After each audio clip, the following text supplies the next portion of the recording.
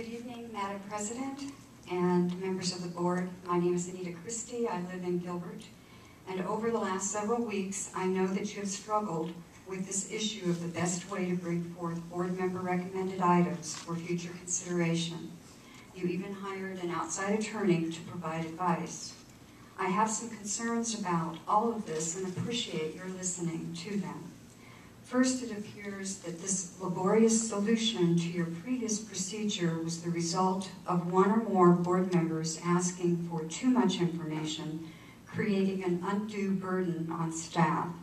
Rather than dealing directly with that issue, consulting with the new board members, offering them the benefit of your experience in the spirit of helpfulness, using a collaborative approach, you instead chose to establish a policy that would simply make it tougher for an item to be considered at all. From my perspective, a Gilbert citizen, I read the statement next to item number 8 and worry that you may not realize the implications of that statement. Because what you're saying is that you are willing to vote, yes or no, without discussion on the substance, merits, or issues relating to the proposed agenda item. If you are willing to cast a vote on something you know virtually nothing about, you are devaluing one of your most vital roles as a board member.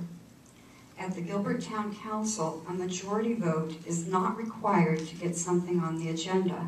On the dais, a county council member who wishes an item to get considered simply completes a short form with a brief description of the item, passes it to the council member sitting next to him. That council member reads the short title and signs off on it or passes it along. If 3 council members sign, the item will be considered. That is not a majority because the town council is composed of 7 members.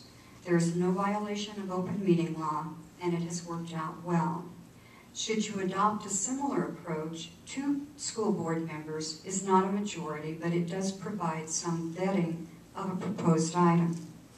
Also, you're not operating in a vacuum. Each of you represents a constituency.